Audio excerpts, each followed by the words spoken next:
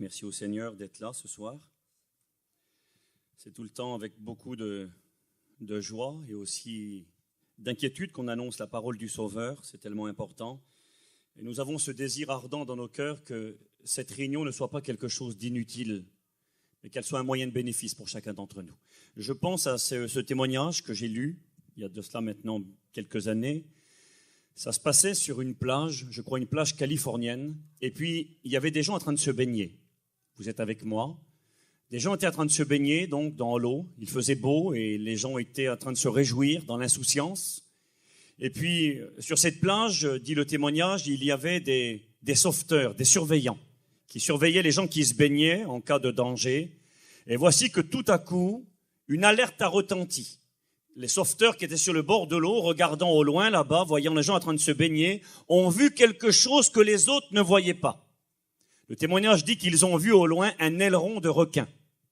Un requin était là, s'approchait de la plage, menaçant les gens qui étaient en train de se baigner. Les gens étaient dans l'insouciance totale. Ils étaient en train de s'amuser, de rire, de se baigner en famille. Et puis voici que les sauveteurs, regardant au loin, ont vu cet aileron qui était pour eux une menace manifeste. Alors ils se sont mis à crier, l'alerte a retenti. Sortez vite de l'eau et venez sur le bord, vite.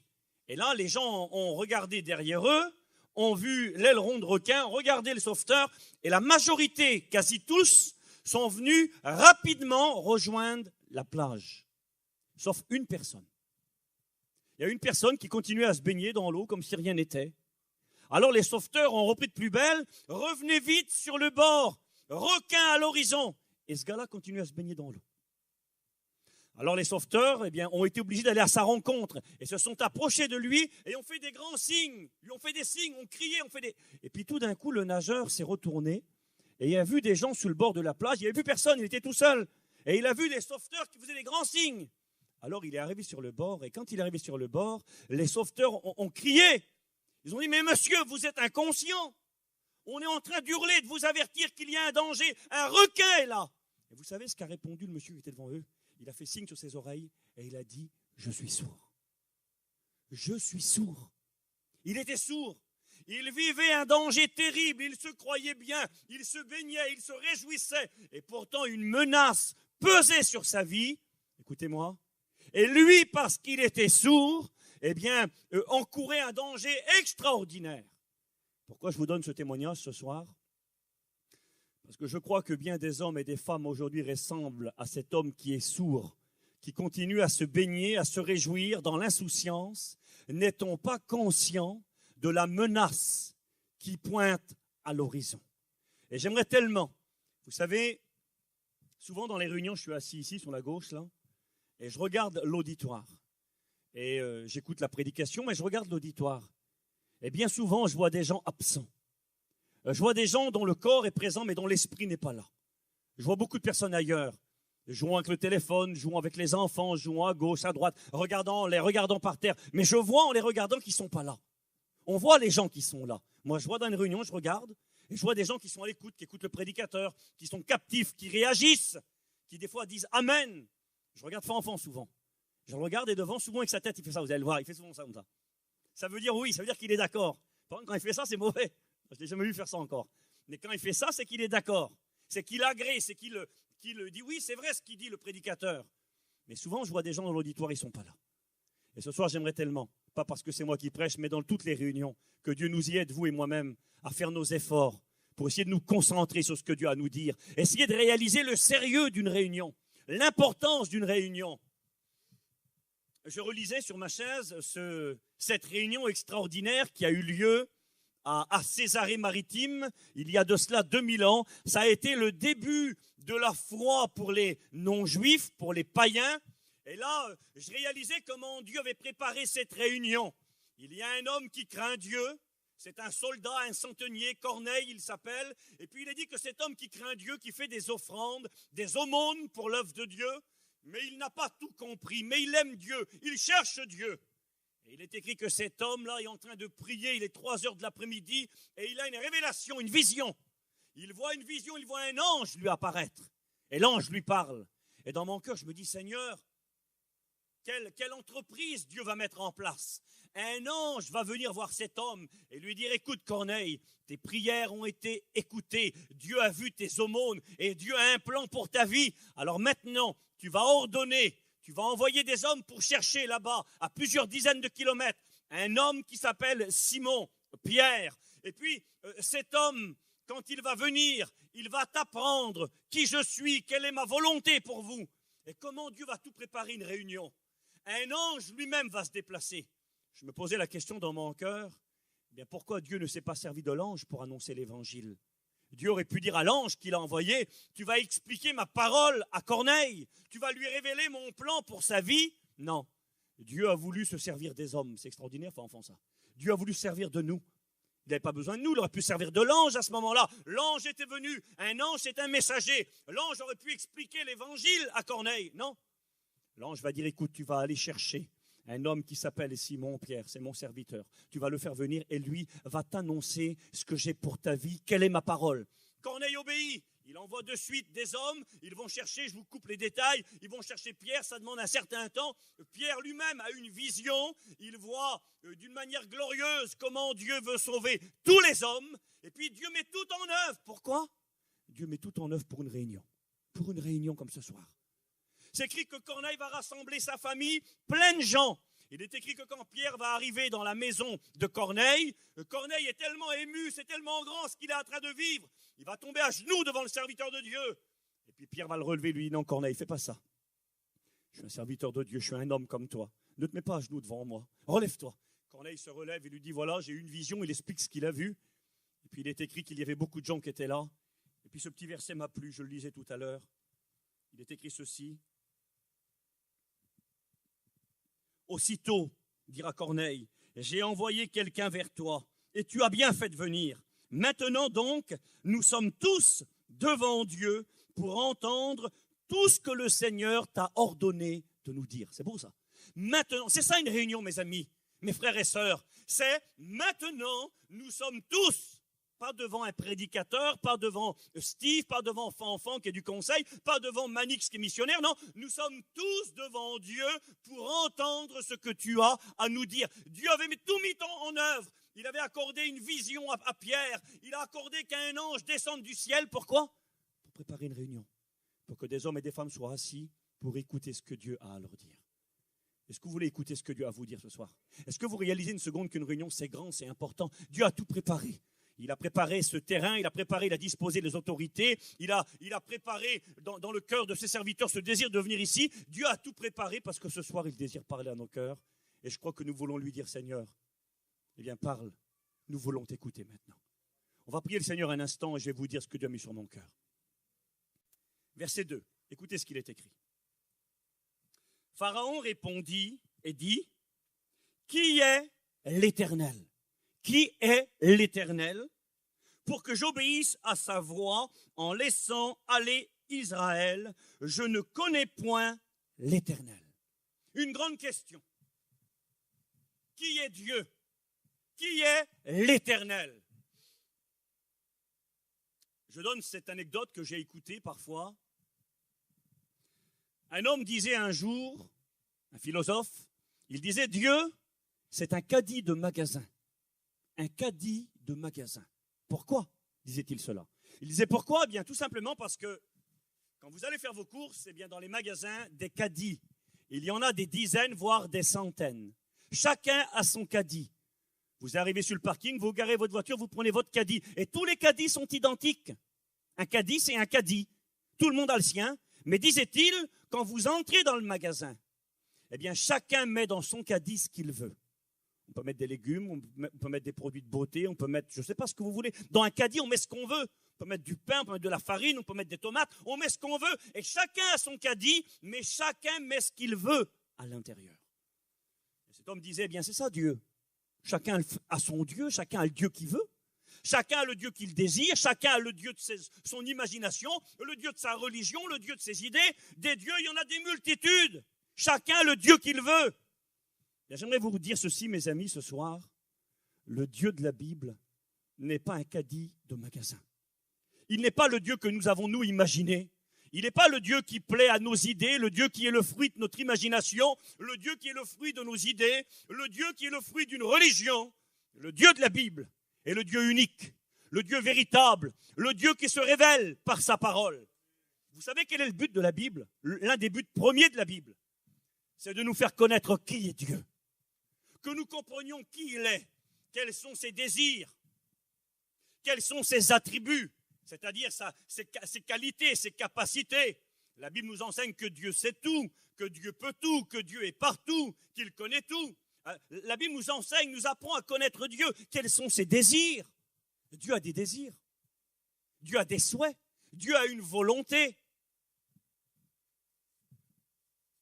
Un prédicateur prêchait un jour et il parlait des désirs de Dieu. Et ça m'avait plu, ça m'avait marqué. Il disait la différence entre les désirs d'un homme et les désirs de Dieu, c'est que l'homme parfois a des grands désirs, mais qu'il n'a pas la capacité d'accomplir ses désirs. Tandis que Dieu, quand il a un désir, il a la capacité d'accomplir ce que lui veut. Et c'est intéressant, parmi les désirs de Dieu, bien nous connaissons très bien ces versets, où par exemple, saint Paul nous dira, Dieu veut que tous les hommes soient sauvés et parviennent à la connaissance de la vérité. Ça, c'est l'un des désirs de Dieu. Dieu veut sauver tous les hommes. Alors certains pourraient dire, eh bien, si Dieu peut faire tout ce qu'il veut, eh bien, pourquoi ne sauve-t-il pas tout le monde? Dieu a tout mis en œuvre. Dieu a mis, et Dieu est capable de sauver tous les hommes. Dieu est capable d'apporter le salut à tous les hommes, mais Dieu, respectant le libre arbitre, la volonté de chacun, ne sauvera personne si ce quelqu'un ne le veut pas. Mais si n'importe qui veut être sauvé, Dieu peut sauver tout le monde. Pourquoi? Parce que Dieu veut que tous les hommes soient sauvés. Dieu a une volonté. C'est ce que la Bible nous enseigne. Et ce soir, ce que j'aimerais vous partager, moi, c'est un visage de Dieu. C'est une réalité de Dieu à laquelle on ne veut pas forcément s'arrêter les uns comme les autres. Par exemple, ce visage de Dieu, du Dieu d'amour, c'est un visage qui ne dérange pas. On connaît tous, je pense, ce verset 1 Jean 4,8, Dieu est amour. Qui est l'Éternel, dira Pharaon. Je ne connais pas l'Éternel. C'est qui votre Dieu? Lui, il avait ses dieux. Il en avait de multiples dieux. Mais il ne connaît pas le Dieu véritable. Qui est-il? Et ce soir, on pourrait répondre et on pourrait prêcher là-dessus. Dieu? Eh bien, Dieu est amour. Et je pourrais vous parler de l'amour de Dieu. Je pourrais vous parler de combien Dieu a été capable de payer un prix énorme par amour pour nous. Nous connaissons Jean 3,16. Dieu a tellement aimé le monde qu'il a donné son Fils unique afin que quiconque croit en lui ne périsse point mais qu'il ait la vie éternelle. Oui, Dieu est amour et il l'a prouvé. Il est écrit, lui qui n'a pas épargné son propre Fils par amour pour nous. Comment nous donnera-t-il pas toutes choses avec lui? Dieu n'a pas épargné son Fils. Dieu nous aime. Dieu a donné ce qu'il avait de plus cher. Dieu a des plans pour notre vie. Dieu a des projets pour nous. Et puis ce visage de Dieu, nous l'écoutons réunion après réunion. Et je crois qu'il est bon d'écouter ce visage de Dieu, parce que c'est une réalité de l'Écriture. Mais la Bible nous présente autre chose quant au visage de Dieu. Il y a un verset que j'aimerais vous lire maintenant. C'est Paul qui parle à Timothée. Paul est à la fin de sa vie, à la fin de son ministère. Paul va aller rejoindre le Seigneur dans la gloire, il va payer et sceller sa vie par le sacrifice, il va mourir en martyr. Et là, Paul dira ceci. Je lis pour vous, dans 2 Timothée, chapitre 4, verset 7. Écoutez ce que dit Paul. J'ai combattu le bon combat, j'ai achevé la course, j'ai gardé la foi. Désormais, il est à la fin de sa vie, il est resté fidèle à Dieu, il a travaillé pour son Dieu. Désormais, la couronne de justice m'est réservée. Écoutez-moi. Le Seigneur, le juste juge, me la donnera dans ce jour-là, et non seulement à moi, mais encore à tous ceux qui auront aimé son avènement, c'est-à-dire son retour, la venue du Sauveur qui est pour très bientôt. Paul dira, j'ai combattu le bon combat, j'ai achevé la course, désormais la couronne de justice m'est réservée. Le Seigneur, écoutez bien, le Seigneur, le juste juge, me la donnera, non seulement à moi, mais à tous ceux qui auront aimé son avènement. Le Seigneur, le juste juge. Et Paul, nous le voyons dans ses épîtres, nous le voyons dans les Actes des Apôtres, au même titre que les autres serviteurs de la Bible. J'ai trouvé des versets dans l'Écriture. Jacques, le frère de Jésus, l'apôtre Pierre également, vont nous donner ce visage de Dieu qui n'est pas forcément le plus plaisant, mais qui pourtant est enseigné dans l'Écriture, c'est-à-dire le visage de Dieu comme un Dieu qui juge. Un Dieu qui juge. Et Paul dira même, appelant et présentant Dieu comme un juge, il dira le Seigneur, le juste juge. Un juge, mais qui est juste.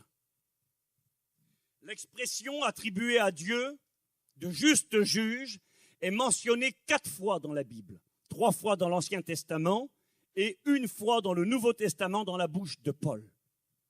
Tout à l'heure, je vous ai lu en introduction de cette prédication, je vous ai rappelé cette réunion que Dieu avait préparée. Première réunion pour les non-juifs, pour les païens. Corneille, sa famille, ses amis, beaucoup de gens sont rassemblés. Un ange lui-même s'est déplacé pour préparer cette réunion. Dieu a accordé une vision à Pierre. La réunion s'est faite. Vous savez, une telle réunion, je pense qu'on aurait pu être dans l'embarras pour prêcher. Quoi prêcher? Dieu a organisé cette grande réunion. Dieu a préparé, et puis Pierre doit prêcher. Que va prêcher Pierre? Corneille va dire, maintenant, il va dire, nous sommes devant Dieu, annonce-nous ce que Dieu t'a ordonné de nous prêcher. Et écoutez quel a été le message de Pierre. Le premier message pour les non-juifs, à Césarée, Corneille et tous les gens qui étaient devant lui, voici ce que Pierre a prêché. Je lis pour vous l'Écriture. Actes des apôtres, toujours. Chapitre 10, il est marqué ceci, verset 33.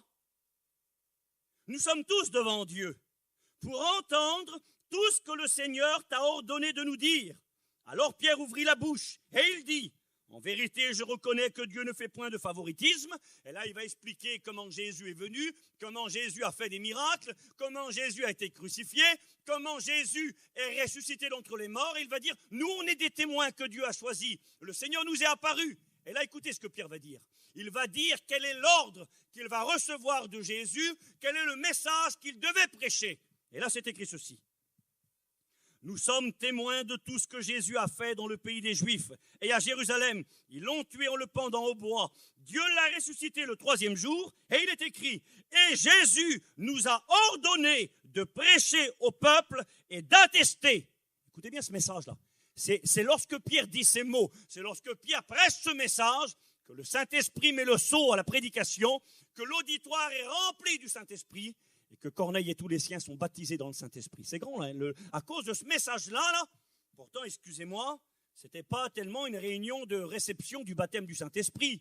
Pierre, il aurait pu prêcher, voilà, il faut aspirer au don spirituel, le baptême dans le Saint-Esprit, Jésus baptise du Saint-Esprit, il aurait pu prêcher là-dessus. Non, Pierre ne prêche pas sur le baptême du Saint-Esprit. Il est écrit ceci, Jésus nous a ordonné de prêcher au peuple et d'attester que c'est lui qui a été établi par Dieu, juge des vivants et des morts. C'est le message qu'il prêche. Il dit Dieu a établi Jésus, il a donné une preuve certaine en le ressuscitant des morts. Dieu l'a établi juge des vivants et des morts. Tous les prophètes rendent de lui le témoignage que quiconque croit en lui reçoit par son nom le pardon des péchés. Comme Pierre prononçait encore ces mots, le Saint-Esprit descendit sur tous ceux qui l'écoutaient. Il fut rempli du Saint-Esprit parlant en d'autres langues. Il ne prêche pas un message sous le Saint-Esprit. Il ne prêche pas un message sur le baptême dans le Saint-Esprit, sur les dons spirituels. Il prêche. Dieu a établi Jésus comme juge des vivants et des morts. Le message de Pierre et de Paul. Acte 17, verset 30. Pierre est devant un auditoire, Paul, est devant un auditoire assez important. Il est à Athènes, en Grèce. Il annonce la parole de Dieu. Et voilà, il est écrit ceci. Dieu, va dire Paul, sans tenir compte des temps d'ignorance, annonce maintenant à tous les hommes, en tout lieu, qu'ils doivent se repentir. Pourquoi? Parce qu'il a fixé un jour où il jugera le monde selon la justice par l'homme qu'il a désigné, ce dont il a donné à tous une preuve certaine en le ressuscitant d'entre les morts. Est-ce que j'aimerais tellement vous faire comprendre ce soir? C'est un visage de Dieu qui est une réalité dans l'Écriture. Dieu est amour, Dieu veut sauver tous les hommes, Dieu veut répandre sa grâce, Dieu veut nous enrichir, Dieu veut nous rétablir, Dieu veut réparer les cœurs brisés, Dieu veut réconcilier des foyers, Dieu veut réconcilier des familles. Oui, Et la Bible nous enseigne clairement à multiples reprises que Dieu est aussi un juge. Est-ce que le message est approprié? Si vous lisez Jean 3,16, je l'ai cité tout à l'heure, Dieu a tant aimé le monde qu'il a donné son Fils. Le verset 17 et 18 continue et disent ceci. Dieu, en effet, n'a pas envoyé son Fils dans le monde pour juger le monde. Ça, c'est la première venue de Jésus. Jésus, quand il est venu sur la terre, ici-bas, il n'est pas venu comme un juge. Il était venu pour donner sa vie. Il était venu comme une victime expiatoire. Il était venu par être jugé par un juge inique, des juges iniques. Il a été jugé par des dirigeants religieux qui l'ont condamné à faux, un semblant de tribunal. Il a été jugé par Hérode, un roi méchant, malfaisant. Il a été jugé par Pilate. Multiples juges, le Christ a rencontré. Il n'était pas venu pour juger, c'est vrai. Et aujourd'hui, nous sommes dans le temps qu'on appelle le temps de la grâce. Le temps où Jésus est venu pour chercher et sauver ceux qui étaient perdus. C'est vrai. Mais j'aimerais vous rappeler, mes frères et sœurs et mes amis, que ce Jésus qui est venu sur la terre des hommes il y a 2000 ans, non comme un juge, mais comme une victime pour donner sa vie pour nous, très bientôt va revenir comme un juge. C'est ce que Pierre prêchait. Jésus nous a ordonné de prêcher que lui a été établi le juge des vivants et des morts. Paul, Dieu sans tenir compte des temps d'ignorance. Vous ne pourrez pas dire « je ne savais pas, je ne sais pas ». Dieu ne tient plus compte des temps d'ignorance et il annonce à tous les hommes qu'ils doivent se repentir parce qu'il a fixé un jour où il va juger le monde selon sa justice.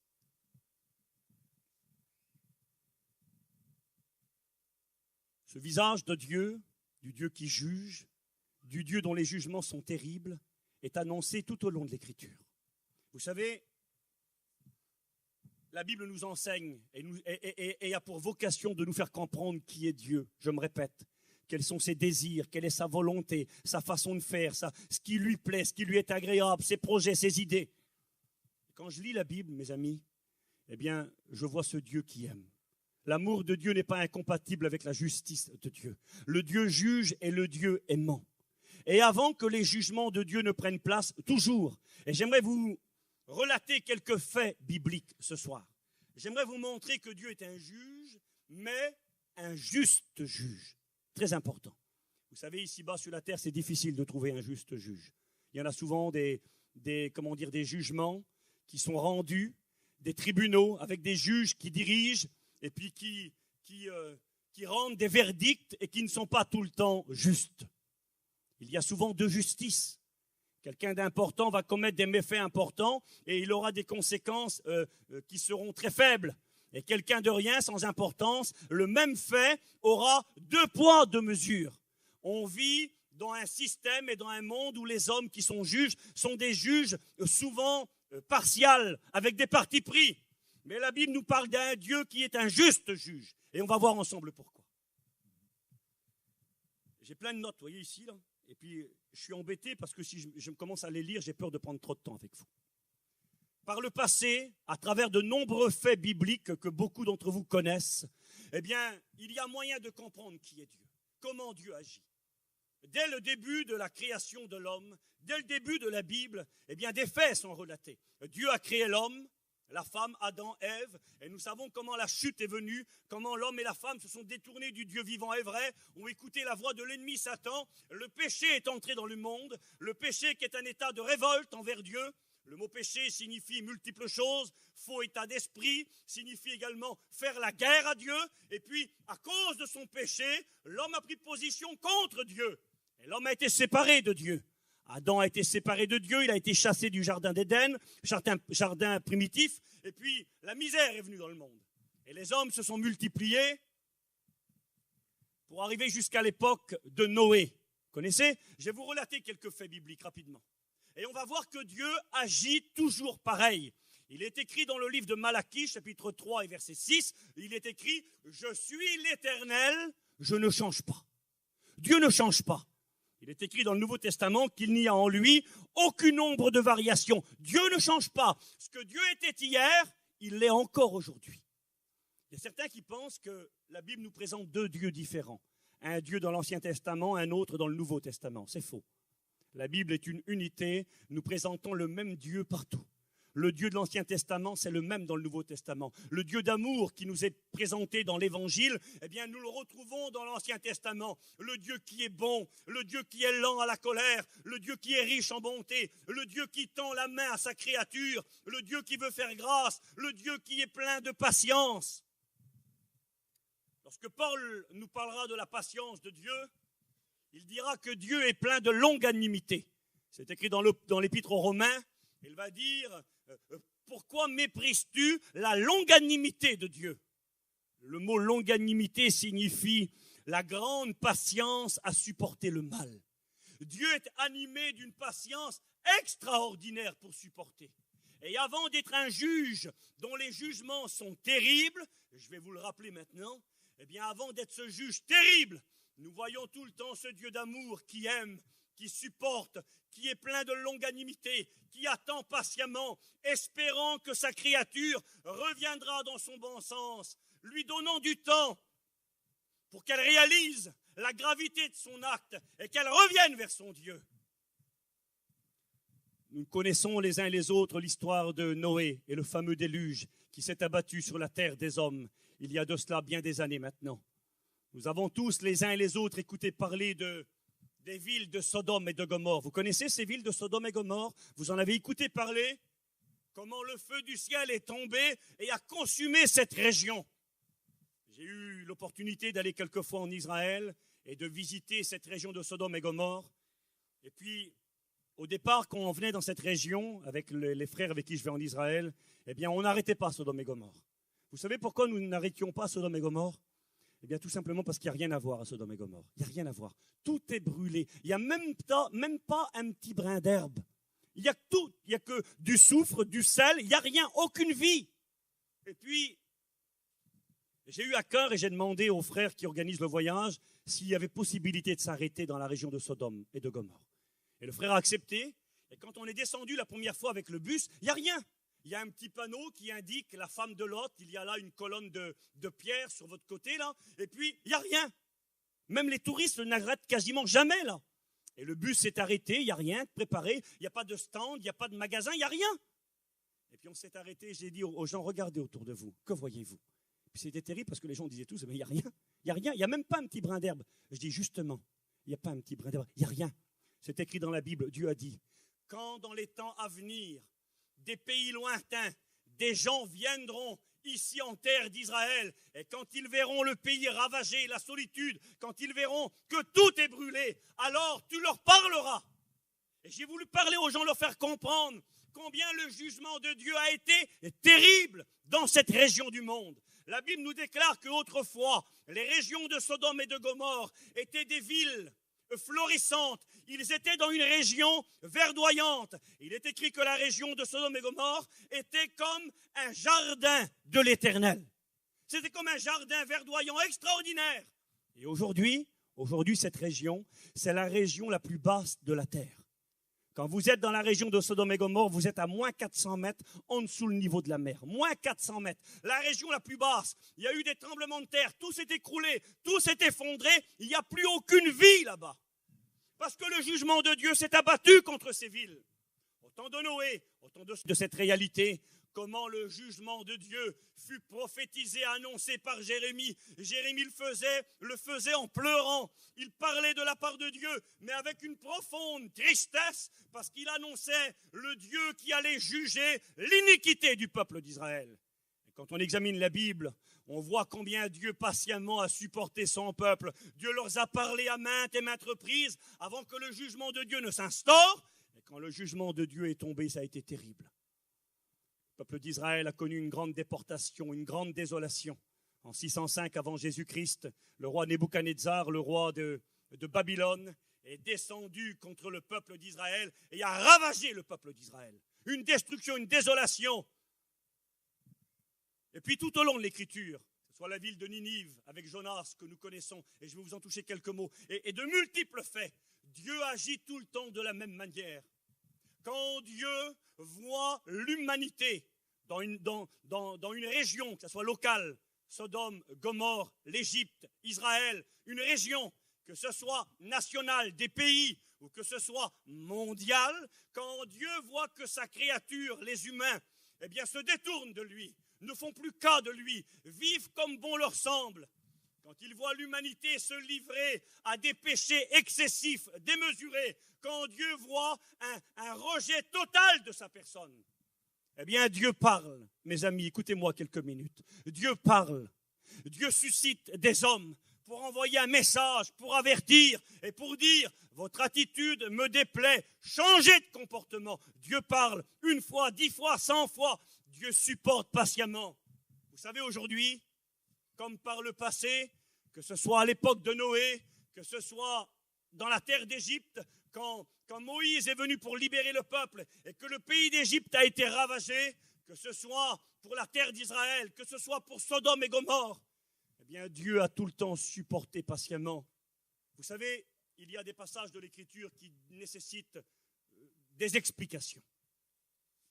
Je pense à ces passages dans l'Ancien Testament, j'ai prêché là-dessus à Quimper il n'y a pas longtemps quand je suis passé là-bas, à ces passages de l'Ancien Testament où il est question de comment Dieu va traiter le peuple de Canaan. Lorsque le peuple d'Israël, avec Josué à sa tête, vont rentrer dans la terre promise, eh bien, quel va être le sort réservé aux gens de Canaan? Ça a été un sort terrible. Il est écrit que le peuple d'Israël va recevoir des consignes de la part de Dieu. Ils vont devoir dévouer par interdit les peuples de Canaan. Et ça voulait dire quoi, dévouer un peuple par interdit? C'était exterminer hommes, femmes, enfants, vieillards, nourrissons. Quand on lit ces versets de la Bible, ça fait froid dans le dos. On a du mal à voir le Dieu d'amour. On a du mal à comprendre une telle sévérité dans le jugement de Dieu. J'aimerais vous dire, mes amis, qu'avant que le jugement de Dieu ne prenne place tout le temps, Dieu va supporter patiemment, Dieu va attendre, Dieu va parler, Dieu va avertir. Mais j'aimerais vous dire quelque chose. On ne peut pas se moquer de Dieu indéfiniment.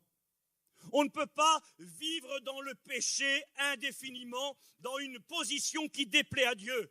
Vous savez, on vit un temps aujourd'hui, comme par le passé, où beaucoup pensent que Dieu est mort. Beaucoup pensent que Dieu n'a plus rien à faire, que Dieu n'existe pas. Dieu est un mythe. Dieu, c'est bon, excusez-moi, pour les vieux, c'est bon pour les malades, c'est bon pour les ignorants, mais Dieu n'existe pas. La preuve, l'une des preuves, c'est qu'aujourd'hui, chacun fait ce qu'il veut.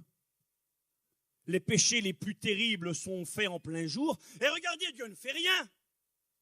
Il y a de cela quelques années, des hommes ont payé cher pour faire de la publicité en Angleterre.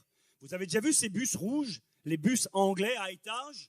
Eh bien, sur ces bus, fréquemment, on met de la publicité. Les gens qui ont les moyens, ça vaut très cher, payent pour mettre de la publicité sur les bus anglais afin de véhiculer un message. Publicité pour les voitures, publicité pour du parfum, et puis les gens ont envie d'acheter. Ils voient devant eux en permanence des bus qui véhiculent un message publicitaire. Et là, il y a quelques années en arrière, en Angleterre, voici le message qui était marqué en grand sur les bus anglais. Il était écrit « Dieu est mort, faites tout ce que vous voulez ». Enfant, un message pour que les gens, ça rentre dans leur esprit. Dieu est mort. N'ayez pas peur de Dieu.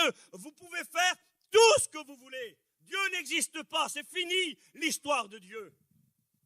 J'aimerais vous dire, mes amis, que ces gens-là méconnaissent la patience et l'amour de Dieu.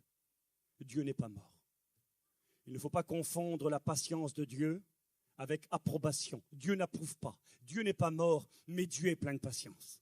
Un autre témoignage. Il y a de cela aussi quelques années en arrière, un homme parcourait les villes et les villages, je crois que c'était en France, peu importe le pays, parcourait les villes et les villages pour prouver que Dieu n'existe pas. Pour prouver que Dieu, c'est un mythe, c'est une légende, que Dieu c'est quelque chose d'insensé. Alors écoutez comment cet homme s'y prenait. Il arrivait sur les places publiques dans les villages et il faisait un peu de bruit pour convoquer les gens, pour attrouper les gens. Et il disait, approchez, approchez, j'ai un mot pour vous, j'ai un message pour vous. Alors les gens approchaient devant cet homme qui ameutait la population. Que veut cet homme? Et il disait, je vous demande simplement 10 secondes. Et je vais vous prouver en 10 secondes que Dieu n'existe pas. C'est fort lui, hein? 10 secondes, je vais vous le prouver. Alors les gens, bien curieux, et puis ils se disaient, il y a que 10 secondes à perdre. On va écouter les arguments du monsieur. Dieu n'existe pas. Donnez-moi 10 secondes. Alors écoutez comment il faisait. Approché, et quand il y avait suffisamment de personnes devant lui, cet homme disait, écoutez-moi bien, Dieu, si tu existes, je te donne 10 secondes. Foudroie-moi à l'instant, que ta colère me touche, que tu me détruises, si vraiment tu existes. Parce que si tu ne fais rien, ça prouvera que tu n'existes pas. Enfant, quel défi il lançait à Dieu ce gars-là. Il était sûr de lui. Hein. Alors les gens, ils étaient là, ils écoutaient, et ils commençaient à compter. 10, 9, 8, ils chantaient là. 7, 6, 5, 4, 3, 2, 1, ils faisaient 0. Regardez, je suis toujours là.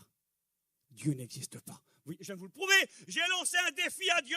Et je lui ai dit, si vraiment tu existes, si vraiment tu es vivant, eh bien tu me foudroies. Et tu vas leur montrer que tu existes. Et il voyait, dit, Dieu n'a rien fait. Vous savez pourquoi? Parce que Dieu n'existe pas. Et des gens se mettaient à rigoler, à rire. Ils disaient, oui, c'est vrai, il a raison ce gars-là. Dieu n'existe pas. Et il continuait son petit travail de destruction, de désolation, de ville en ville, de village en village. Et là, il arrive dans un village, même cinéma. Il convoque les gens, approchez. Je vais vous prouver en 10 secondes que Dieu n'existe pas. Et puis pareil, 10, 9, 8, 5, 4, 3, 2, 1, bam. Voyez, Dieu n'existe pas. Puis il rigolait. Et là, dit le témoignage, il y avait une chrétienne qui était présente, une vieille femme. Elle voit cet homme qui fait son cinéma, elle le regarde. Et puis quand il a fini, il rigole, des gens disent oui, c'est vrai, tu as raison, Dieu n'existe pas, c'est des bêtises. Et cette femme lui dit, jeune homme, est-ce que je pourrais vous dire quelques mots? Et il dit, oui, bien sûr, je vous écoute, madame. Elle dit, mon petit garçon, elle dit, j'ai quelque chose à vous dire. Ça se voit que vous ne connaissez pas Dieu. Vous donnez 10 secondes à Dieu pour vous foudroyer, mais Dieu est tellement bon qu'il vous laisse beaucoup plus de temps. Il croyait qu'en 10 secondes, la colère de Dieu allait se manifester. Et j'aimerais vous dire que Dieu est lent à la colère, qu'il est riche en bonté, que sa patience est grande. Et heureusement qu'il ne nous foudroie pas en 10 secondes, parce que sinon la majorité, et même tous, il n'y aurait personne ici ce soir. Ça ferait bien longtemps qu'on aurait disparu. Combien de temps Dieu t'a-t-il supporté? Même toi qui es chrétien, même moi qui vous prêche l'évangile, combien de temps Dieu m'a-t-il supporté? Mon incrédulité, mon mépris, mon péché, et puis tout ce que l'on pourrait étaler ce soir, qui ne glorifierait pas Dieu. Mais Dieu est lent à la colère, et Dieu supporte. Au temps de Noé, je m'excuse de ne pas lire les versets parce que j'ai peur d'être beaucoup trop long, donc je ne lis pas. Et si vous voulez les versets, je vous les donnerai. Au temps de Noé, comment Dieu va-t-il procéder? Il est écrit qu'à l'époque de Noé, eh bien, les pensées du cœur de l'homme se tournaient tous les jours uniquement vers le mal. Il n'y a que le mal qui leur plaisait. Ils se moquaient de Dieu. Ils pensaient à acheter, à vendre, à construire, à bâtir, à se marier, à faire la fête, à s'amuser. Mais de Dieu, on n'en voulait pas. Du vrai Dieu, on n'en voulait pas. Et il est écrit que tous les jours, le cœur des hommes était tourné uniquement vers le mal. Et Dieu va parler. Dieu va parler à Noé, oui. Mais écoutez-moi bien, mes amis. Avant de parler à Noé, Dieu va parler par la bouche d'un prophète. Est-ce que vous avez déjà écouté parler de Enoch? Enoch, c'est le premier humain qui va être enlevé au ciel sans connaître la mort et qui n'en est pas encore revenu. Enoch a été enlevé au ciel. La Bible nous parle de 2 hommes qui ont connu, il y en a plus que 2, mais dans l'Ancien Testament, il y a 2 hommes qui ont connu un enlèvement dans le ciel et qui ne sont pas revenus sur la terre. Élie le prophète et Enoch le prophète. Dans le Nouveau Testament, Jude, le frère de Jésus, va nous parler de ce fameux Enoch. Jude dira, c'est pour eux que Enoch, le 7e depuis Adam, a prophétisé en ces termes, le Seigneur va venir avec ses saintes myriades pour exercer ses jugements. Enoch a annoncé la venue du Seigneur Jésus comme celle d'un juge. C'est la plus vieille prophétie de la Bible qui n'est pas encore accomplie. Enoch a prophétisé la venue de Jésus, le sauveur du monde, non comme celle d'un sauveur, mais comme celle d'un juge, c'est-à-dire la venue du Messie dans sa 2e phase. Il l'a prophétisé. Enoch était prophète. Et Enoch va vivre environ 1000 ans, écoutez-moi bien, avant le déluge. Enoch, il est écrit dans le livre de la Genèse, âgé de 65 ans, va avoir un fils. Et il est prophète, cet homme. Il est sensible au Saint-Esprit et poussé par le Saint-Esprit, Enoch va donner un nom à son petit garçon. Vous savez comment il va l'appeler? Il va l'appeler Métouchéla. Bizarre comme nom, non? Methushélah. Pourquoi l'appelle-t-il ainsi? Methushélah signifie en français, parce que dans la Bible, chaque nom a une signification. Methushélah signifie sa mort enverra le glaive. Le glaive, c'est le jugement. Sa mort enverra le jugement. Quel curieux nom pour un petit bébé. Petit garçon qui naît, on ne va pas l'appeler, on va pas parler de mort, on parle de vie. Et lui, son petit, il l'appelle, il dit, voyez mon bébé, là, mon petit garçon. Eh bien, quand lui mourra, le jugement de Dieu s'abattra sur la terre. C'était tellement important. Poussé par l'esprit, Enoch, ça signifie celui qui est instruit, celui qui est initié. Ça veut dire qui est au courant des choses cachées. Celui qui est instruit, celui qui est initié, et ça signifie également, ça a trois significations, Enoch. Instruit, initié et consacré. Il était instruit, il était initié, il avait la révélation des choses cachées, mais ces révélations l'amenaient à se consacrer pour Dieu.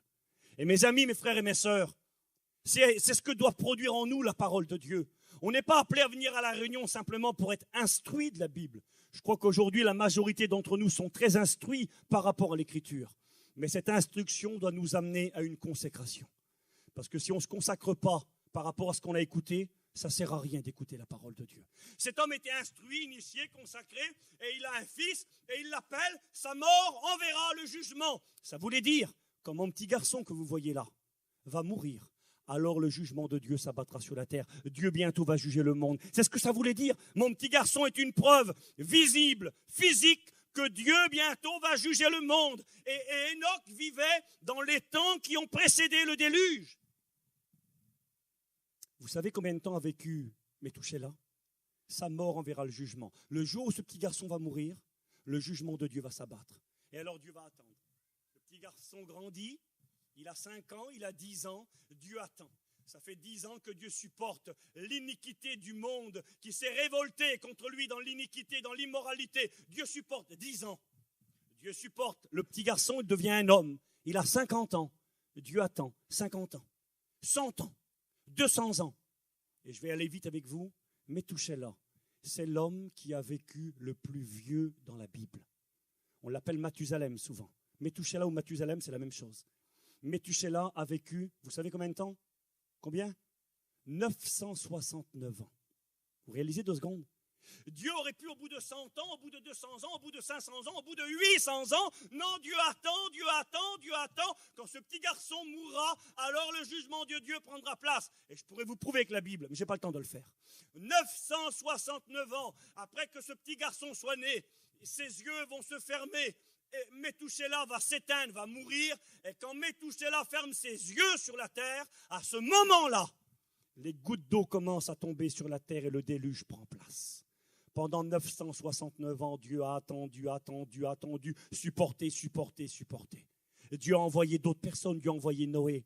Il est écrit que dans l'Épître aux Hébreux, chapitre 11, il est écrit, je crois que c'est le verset 6, il est écrit que Noé, divinement averti des choses que l'on ne voyait pas encore, et saisi d'une crainte respectueuse, construisit une arche à travers laquelle il condamna le monde et il fut sauvé avec sa propre famille. Noé fut lui-même averti par Dieu et Noé va entreprendre cette grande construction, ce bateau de 300 mètres de long, 25 de large, 15 mètres de haut, un monument que l'arche que Noé va entreprendre. Et forcément qu'il y a des gens qui ont demandé à Noé, mais Noé, qu'est-ce que tu fais? C'est quoi cette entreprise? C'est quoi cette construction? On a appris aux études que le temps de construction de l'arche était de 70 à 80 ans. Donc pendant des dizaines d'années, Noé a travaillé, les gens ont vu, et à travers ce qu'ils voyaient, il y avait un témoignage qui était rendu, Dieu avertissait. Dieu a averti à l'époque de Noé. Seigneur, je n'aurai pas le temps. Dieu a averti à l'époque de Sodome et Gomorrhe, quand il va détruire et ravager les villes de la plaine, il est écrit que Dieu va avertir premièrement Abraham, le serviteur de Dieu, son ami. Il va l'avertir parce que dans les villes de Sodome et de Gomorre, il y avait la famille d'Abraham, il y avait son neveu Lot qui était pour lui comme son fils, il y avait sa femme à Lot, ses enfants, et Abraham va recevoir la révélation. Dieu va dire dans Genèse 18, cacherai-je à Abraham ce que je vais faire? J'aimerais vous dire que nous qui sommes des chrétiens, nous sommes des gens instruits. instruits de ce que Dieu va faire. Nous connaissons Dieu, le véritable. Nous savons ce qui va prendre place très bientôt parce que nous sommes des amis de Dieu. La Bible nous éclaire. Nous, on n'est pas des ténèbres pour que ce qui va prendre place bientôt nous surprenne. Nous sommes des enfants de la lumière. Et en tant qu'enfants de la lumière, Dieu nous avertit. Et Dieu va dire, cacherai-je à Abraham ce que je vais faire? Non. Et Dieu va dire à Abraham, écoute Abraham, tu vas avoir une descendance qui va me servir, tu vas multiplier, etc. Mais voici, le cri contre les habitants de Sodome et Gomorrhe est grand. C'est-à-dire, leur péché est énorme. Et c'est monté jusqu'à moi, dit Dieu. Le monde s'était révolté, pareil qu'à l'époque de Noé. Le péché, l'iniquité battait son plein. Les jeunes même étaient contaminés. Et là, il est écrit que Dieu va parler à Abraham. Et il dit, je suis venu voir, vérifier les actions des villes de Sodome et de Gomorrhe. Et mon jugement va s'abattre contre cette ville. Et lorsque Abraham va recevoir l'avertissement, il va intercéder, il va prier pour son neveu. Il va prier pour ceux qu'il connaît dans cette ville et il va prier pour cette ville. Et là, dit la Bible, eh bien, Dieu va envoyer 2 anges dans la ville de Sodome et Gomorrhe. Et les anges vont aller dans la maison de Lot. Et quand ils lui parlent, il est écrit dans l'Écriture qu'ils vont l'avertir. Ils vont lui dire, écoute, il faut que tu quittes cette ville. Qui as-tu dans cette ville? Des gendres, des filles, des enfants de la famille. Va, avertis-les, parce que demain, tout sera détruit. Et nous voyons que Dieu va susciter des anges pour avertir Lot. Lot, averti lui-même, va aller avertir sa famille. Il va avertir ses filles qui sont mariées. Il va avertir ses gendres. Il va aller avertir. Pourquoi? Parce que Dieu est lent à la colère. Parce que Dieu supporte. Parce que Dieu ne veut pas la mort du pécheur, mais il veut qu'il se repente et qu'il vive. Parce que Dieu est un Dieu d'amour. Dieu est patient, écoutez-moi. Dieu avertit par amour, mais Dieu ne supportera pas indéfiniment. Et ça doit rentrer dans votre esprit. Ce que fait le monde aujourd'hui, et je vais y venir tout de suite, c'est exactement ce qu'ont fait les nations par le passé. C'est ce qui s'est passé au temps de Noé. Jésus lui-même l'a dit. Ce qui arriva du temps de Noé arrivera de même au jour du Fils de l'homme, à l'avènement du Fils de l'homme. Les gens se mariaient leurs enfants, etc., etc. Évangile de Luc, chapitre du 7. Ce qui arriva du temps de Sodome et de Gomorrhe arrivera de même au jour du Fils de l'homme. Les gens faisaient ci, les gens bâtissaient, les gens étaient dans l'insouciance. Les mêmes choses prendront place. Nous sommes dans ces temps-là. Dieu a supporté, Dieu a attendu 1000 ans avant que le déluge ne s'abatte. Noé encore a averti. Quand le jugement vient s'abattre sur Sodome et Gomorrhe, Dieu va avertir par la bouche des anges, Dieu va avertir par la bouche de Lot. Et j'aimerais vous rappeler la réaction des gendres de Lot. Lot arrive, paniqué, il ouvre la porte de ses filles, il voit ses gendres et il leur dit, écoutez, des anges sont venus, Dieu m'a parlé, le jugement va s'abattre sur la ville, demain il n'y aura plus rien ici. Vous savez ce qu'il est écrit dans la Bible? C'est écrit dans le livre de la Genèse, chapitre 19. Il est écrit, lorsque les gens de Lot ont écouté Lot parler, c'est écrit ceci, à leurs yeux, il paraissait plaisanter. Ils ont cru que c'était une plaisanterie. Écoutez-moi mes amis, j'aimerais vous dire ce soir, on n'est pas en train de jouer, on n'est pas en train de plaisanter, on n'est pas en train de rigoler. Il y a un temps pour tout. Moi je suis un garçon, mes copains me connaissent ici, je sais rire, j'aime bien rire.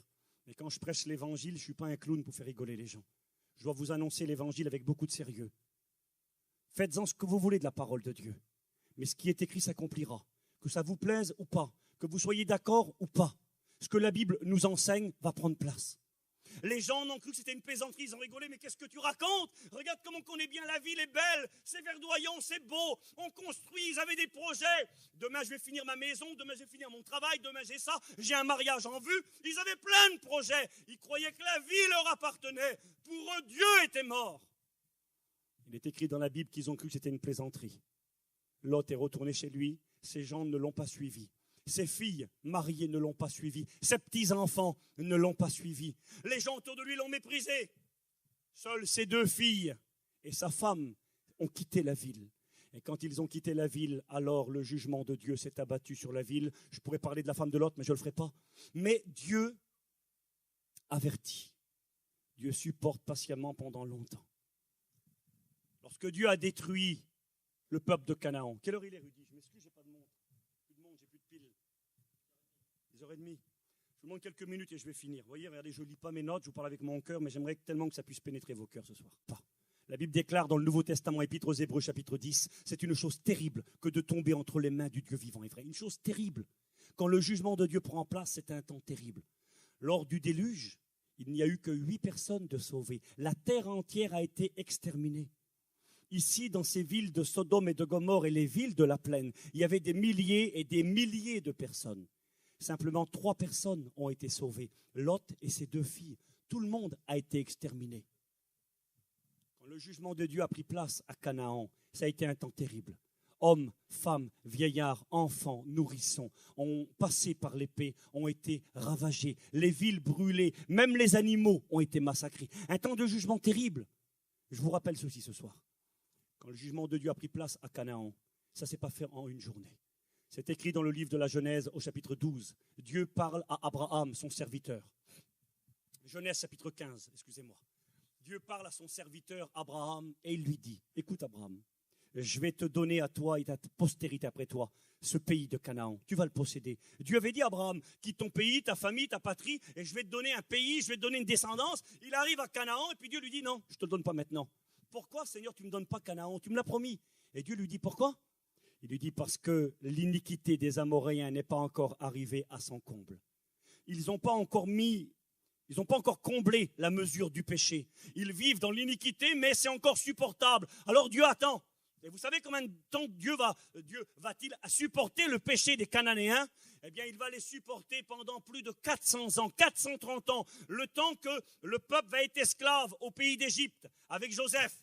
Et puis déjà depuis Abraham, plus de 400 ans, Dieu va supporter le péché des Cananéens. Si vous lisez dans la Bible, dans l'Ancien Testament, je crois que c'est Lévitique 23, il est question ou 27, il est question des péchés des Cananéens, des actions abominables, des actions terribles.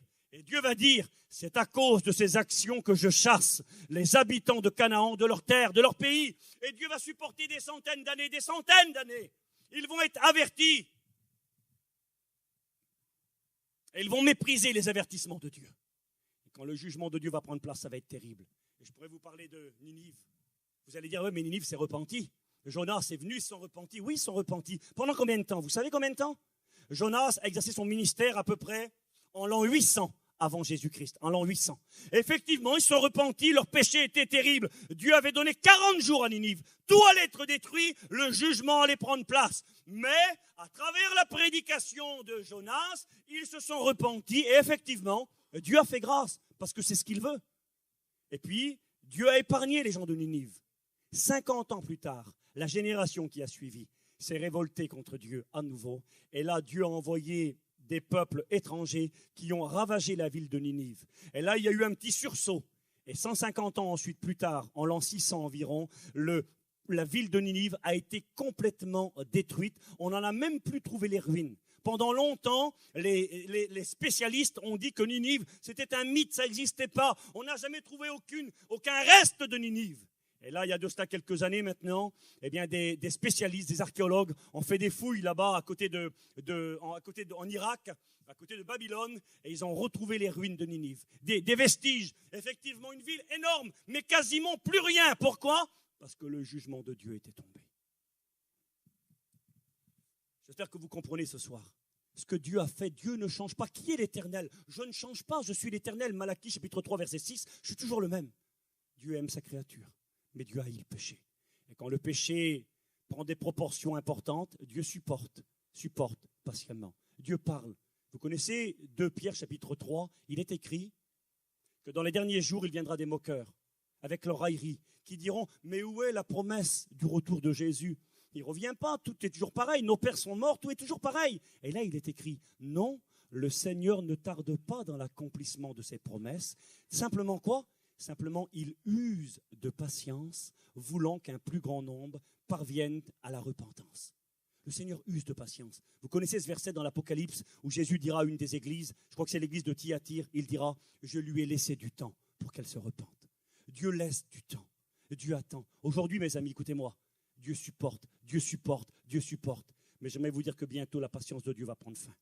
la proportion du péché qui est en train de prendre place aujourd'hui devient trop importante. Dieu ne pourra pas rester insensible indéfiniment ni indifférent. Faisons des projets en Dieu, que Dieu vous bénisse. Moi, j'ai des projets en Dieu. Cet hiver, j'ai des projets. Jusqu'à l'année prochaine, j'ai des projets en Christ pour le travail de Dieu. Mais honnêtement, devant Dieu, eh bien, c'est pas sûr qu'on arrivera l'année prochaine. Parce que Jésus va venir. Jésus bientôt va intervenir.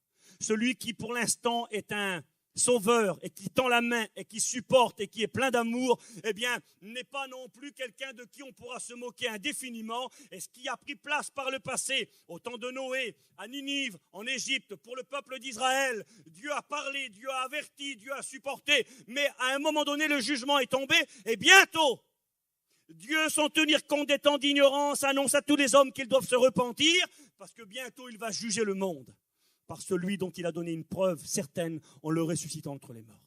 Et je finis par cette pensée. Vous voyez, je n'ouvre pas ma Bible. Je finis par cette pensée. Dieu est un juge, oui. Il sera un juge terrible, oui. Il l'a été par le passé.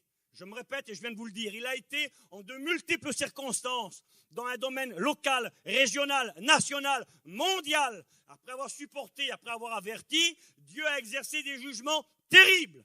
Mais écoutez ceci, je finis sous cette note. Quand les jugements de Dieu ont pris place, écoutez-moi bien mes amis, tout le temps, Dieu a été un juge, mais un juste juge. Un juste juge. Je lisais tout à l'heure, j'étais en train de chercher, qui a dit cette phrase? Tuez-les tous, Dieu reconnaîtra les siens. Et j'ai cru, moi, que c'était des rois, des gens importants. Non, j'ai été étonné de découvrir que c'était un homme qui s'appelait un prêtre, un curé. Il s'appelait Arnaud, je ne me rappelle plus après, peu importe. Et cet homme qui a été prêtre a vécu au XIIIe siècle, au XIIe siècle, en l'an 1200, à l'époque des croisades catholiques. Et cet homme, un jour, il a assiégé la ville de Béziers, là-bas dans le bas de la France. Il a assiégé la ville de Béziers parce qu'à l'intérieur, il y avait des gens qui ne croyaient pas à la doctrine catholique, qui n'étaient pas d'accord avec le catholicisme. Et puis là, il a encerclé la ville avec 20 000 soldats. C'était un curé, un prêtre. Et puis, les soldats ont demandé, qu'allons-nous faire? La ville était prise. À l'intérieur, il y avait des apostats, des gens qui n'avaient pas la religion catholique, et il y avait des catholiques à l'intérieur. Et puis, ils ont dit, qu'est-ce qu'il faut qu'on fasse? Comment allons-nous reconnaître les catholiques de ceux qui ne le sont pas? Et là, ce curé a donné un ordre, il a dit, tuez-les tous. Dieu reconnaîtra les siens. C'est pas grave, massacrez tout le monde, Dieu reconnaîtra les siens. Vous voulez que je vous dise quelque chose ce soir? Ce n'est pas la façon de faire de Dieu. Dieu n'agit jamais comme ça. Et là, on revient vite fait à nos histoires et je vais finir. Souvenons-nous du déluge. Lorsque le déluge s'est abattu, avant que le déluge ne s'abatte, Dieu a averti, Dieu a parlé, mais Dieu a surtout épargné des personnes. Dans l'histoire du déluge, les personnages qui ont été épargnés et qui nous viennent à l'esprit automatiquement, c'est Noé, sa femme, ses 3 fils, Sem, Cham et Japheth, et ses 3 belles-filles. Vous connaissez? 8 personnes furent sauvées. Alors on pourrait dire, oui, Dieu aurait pu. Eh bien écoutez, le monde s'est révolté contre moi. Il est écrit que Noé trouva grâce aux yeux de l'Éternel et qu'il fut considéré comme juste en son temps. Dieu aurait pu dire, eh bien je détruis toute l'humanité. Il n'y en a que 8. Il n'y en a que 8 sur des milliers ou des millions de personnes. Dieu aurait pu détruire tout le monde. Et puis après, créer un nouvel humain, un nouvel Adam, et puis une nouvelle race humaine. Non, Dieu n'agit pas comme ça. Dieu ne pouvait pas frapper Noé parce que Noé ne méritait pas d'être frappé. Dieu va l'épargner. Mais dans cette histoire du déluge, Noé ne représente pas l'église du Sauveur. Dans l'histoire du déluge, la personne qui représente l'église de Jésus-Christ, c'est Enoch. Je vous ai dit que Enoch était prophète. Il était instruit, il était initié, il était au courant de ce que Dieu allait faire. Il va donner ce nom à son petit garçon, mais touché-là, sa mort enverra le jugement. Il annonce le jugement qui vient. Et il est écrit que quand il fait cette prophétie, il a 65 ans. Et il est écrit que Enoch va marcher pendant 300 ans avec Dieu.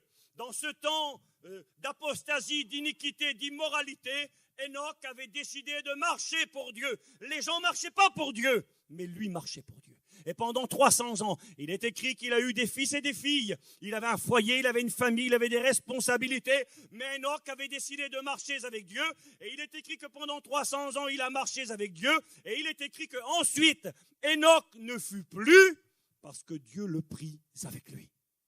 Enoch n'a pas connu la mort. Il a été enlevé vivant avant que le jugement ne prenne place. Il représente l'Église de Jésus-Christ qui très bientôt sera enlevée vivante dans le ciel, quand les jugements de Dieu s'abattront sur la terre des hommes rebelles, vivant dans l'immoralité, dans le mépris de Dieu. Enoch a été enlevé vivant. Il typifie l'Église de Jésus-Christ, qui bientôt va être enlevée avant que le jugement ne prenne place.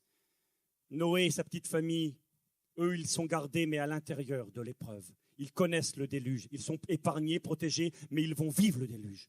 Représente le peuple d'Israël qui très bientôt va connaître le temps de désespoir qui va s'abattre sur le monde. Et il est écrit que Dieu, de manière miraculeuse, va garder et protéger un reste d'Israël. Dans l'histoire de Sodome et de Gomorrhe, il est écrit ceci. Je finis tout de suite. Mais j'aime bien cette histoire, c'est mieux que c'est beau. Comment Abraham va réagir quand Dieu lui dit « Abraham, vais-je te cacher ce que je vais faire ?» Il y a des grandes plaintes qui montent contre les villes de Sodome et Gomorrhe. Leur péché est énorme. Je vais bientôt détruire ces villes. Écoutez bien ceci. Abraham va s'approcher de Dieu. Seigneur, le verset, je le relisais tout à l'heure, ça me touche terrible, moi. Abraham, il connaît vraiment Dieu. Il s'approche de Dieu et il va dire à Dieu, comment Dieu, tu me dis que tu vas détruire Sodome et Gomorrhe? Il ne le dit pas, ça, mais il le pense. Moi, j'ai mon neveu là-bas. Il y a sa femme, ma nièce, il a ses enfants. Tu vas détruire la ville et il est paniqué. Et écoutez ce qu'il va dire, Abraham. Il va dire, Seigneur, détruire le juste comme l'injuste. Loin de toi cette manière d'agir éternelle. Toi, tu n'agis pas comme ça. Seigneur, tu ne peux pas. Si dans la ville, il y a des justes à l'intérieur, tu ne peux pas détruire la ville, pas possible. Seigneur, toi, tu n'es pas comme ça. Abraham va dire, celui qui juge toute la terre, va-t-il agir de cette manière? Tu vas détruire toutes les villes, mais s'il y a des justes à l'intérieur. Et Abraham va dire, il y en aura peut-être 50 des justes. Dieu dit, écoute Abraham, je te promets, s'il y en a 50, je ne détruis pas la ville. Et puis il continue, vous connaissez, il en manquera peut-être 5, s'il y en a 45 des justes.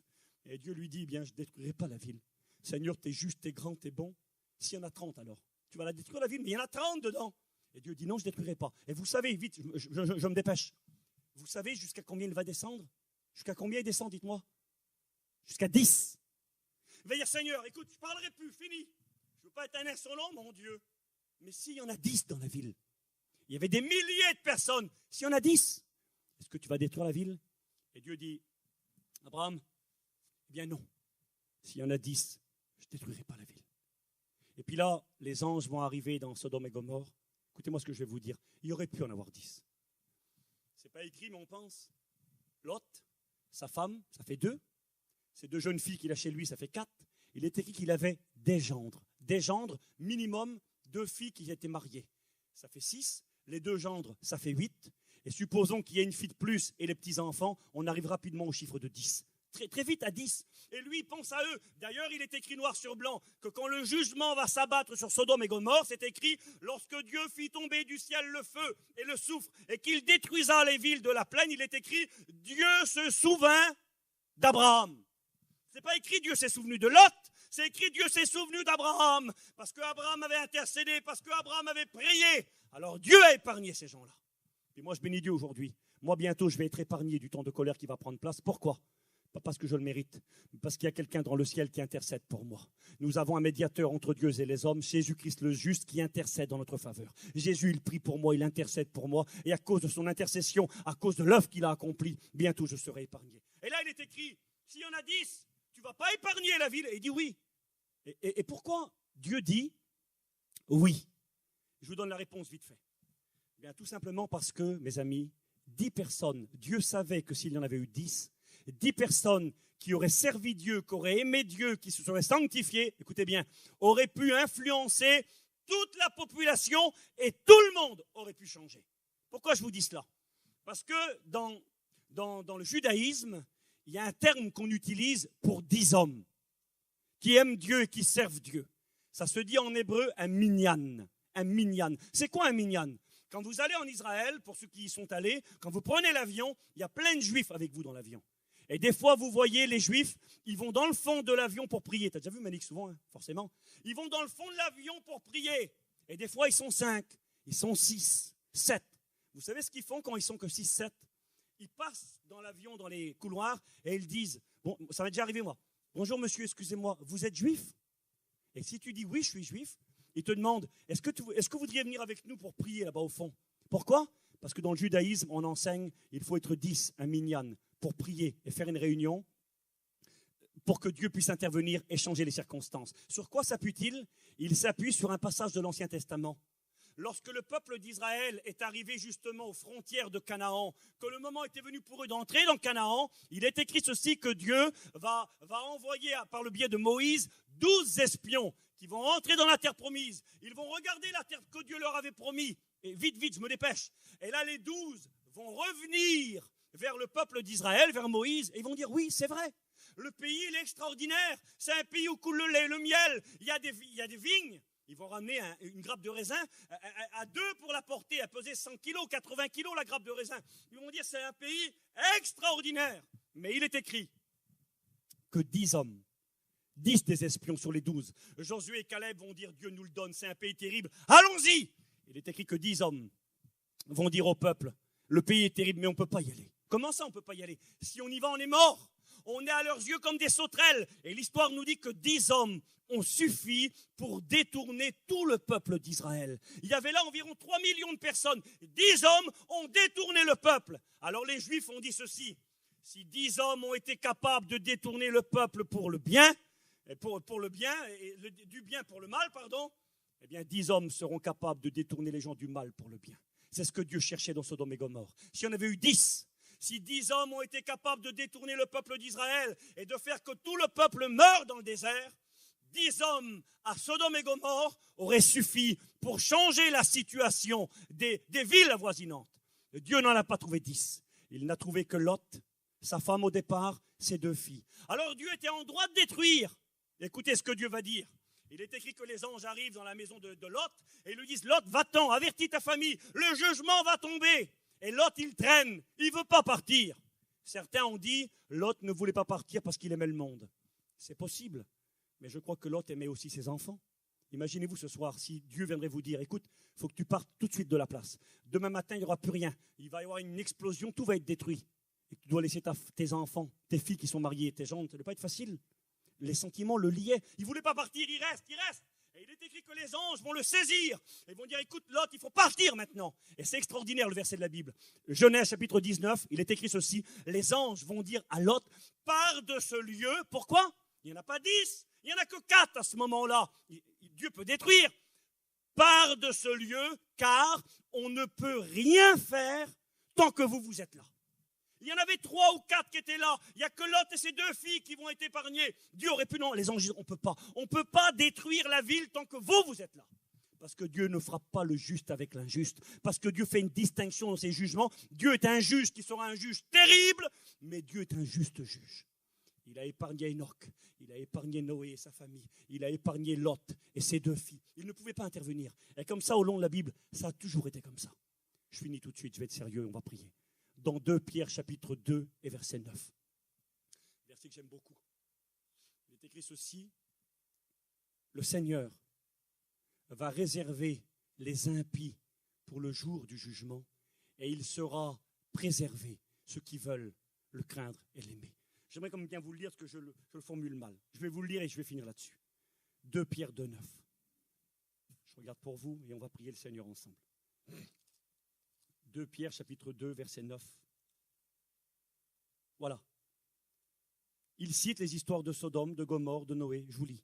Si Dieu n'a pas épargné l'ancien monde, mais il a sauvé quand même 8 personnes, dont Noé, le prédicateur de la justice, lorsqu'il fit venir le déluge sur un monde d'impies. Si Dieu a condamné à la destruction et réduit en cendres les villes de Sodome et de Gomorrhe, les donnant comme exemple aux impies à venir, s'il a délivré Lot, le juste, profondément attristé de la conduite de ces hommes, sans frein dans leur dérèglement, il est question de jugement, il est question de distinction, il est question d'hommes et de femmes qui sont épargnés, parce que Dieu est un juge terrible, mais Dieu est un juste juge. Il est écrit, de même, le Seigneur saura donc délivrer de l'épreuve les hommes pieux et réserver les injustes pour être punis au jour du jugement. Le Seigneur saura bientôt délivrer les hommes justes et réserver les impies pour le jugement. Vous voulez que je vous dise mon cœur?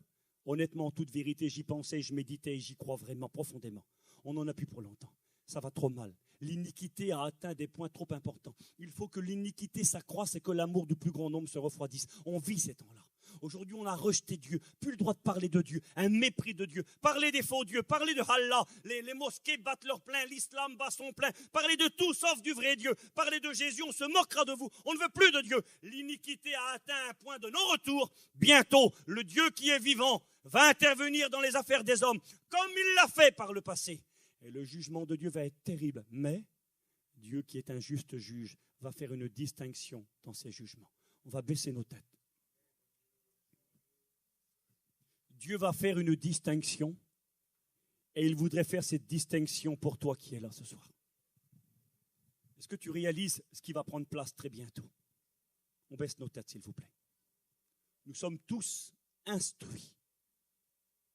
Nous sommes tous initiés, informés des choses que les gens ne savent pas. Dieu nous a informés. Est-ce que cela va nous amener à une consécration? Ce soir, il serait peut-être temps de te consacrer pour Dieu, de revenir à l'essentiel. On a écouté hier soir David nous prêcher la parole de Dieu et nous parler du danger qu'il y avait de devenir des religieux. De cette église de Sardes qui paraissait être vivante mais qui était morte. Je ne dis pas que nous sommes l'église de Sardes, David non plus ne l'a pas dit, mais il a donné ce message comme un avertissement. Où en es-tu dans ta vie spirituelle ce soir? Même toi qui portes le nom de chrétien, où en es-tu? Le Seigneur va venir bientôt. Les jugements vont prendre place, et puis les justes vont être épargnés, et le Seigneur voudrait t'épargner. Il voudrait m'épargner, et pour ce faire, il faut que l'on marche pour lui. Il faut qu'on lui donne sa vie. Toi qui n'es pas chrétien, je t'en supplie, viens donner ta vie au Seigneur ce soir. Ce n'est pas une plaisanterie, on n'est pas en train de rigoler. La Bible nous révèle qui est Dieu, et Dieu est bon, Dieu est amour, Dieu t'attend, Dieu te supporte depuis 20 ans, 30 ans, 50 ans qu'il te supporte. Mais ce soir, il te dit, il est temps que tu arrêtes, il est temps que tu te mettes en règle, parce que bientôt le jugement va prendre place. Et si tu n'es pas prêt, tu connaîtras un temps de désolation comme la terre n'en a jamais connu. Seigneur, nous sommes devant toi. Étends tes mains sur chacun d'entre nous. Seigneur, réveille les consciences endormies. Peut-être qu'il y a des hommes et des femmes comme cet homme dont j'ai parlé au départ, qui sont sourds depuis trop longtemps, devant les alertes répétées. Alerte, Jésus revient, le jugement de Dieu va prendre place. Dieu, sans tenir compte des temps d'ignorance, annonce à tous les hommes, repentez-vous. Le Messie revient et les jugements vont prendre place. Dieu ne supportera pas indéfiniment, sa patience bientôt va prendre fin. Il est temps de se mettre en règle devant Dieu, de demander pardon de ses péchés et de se convertir. Étends tes mains sur cet auditoire. Bénis celui et celle qui ne t'appartient pas encore, que ce soir il réalise encore que tu lui tends la main et qu'il est plus que temps de se mettre en règle. Ce soir tu veux être son sauveur, eh bien demain tu seras peut-être son juge. Étends tes mains sur cet auditoire et que tu nous bénisses à nous qui sommes tes enfants. Garde-nous fidèles, garde-nous consacrés, donne-nous à persévérer. Enoch a marché 300 ans, il a persévéré, nous voulons persévérer, nous voulons continuer à avancer avec toi. Parce que bientôt tu vas venir pour nous chercher. Toi Seigneur, ce n'est pas toujours facile. L'iniquité est tellement grande, le péché bat tellement son plein que parfois nous-mêmes, les difficultés sont là. Mais nous voulons tenir debout et par ta grâce, on y arrivera Seigneur. Seigneur, je te rends grâce et te loue. Merci, bénis nos cœurs, travaille-nous et que des décisions soient prises pour la gloire de ton Saint-Nom. Au nom de Jésus, ton Fils. Amen. Que Dieu vous bénisse.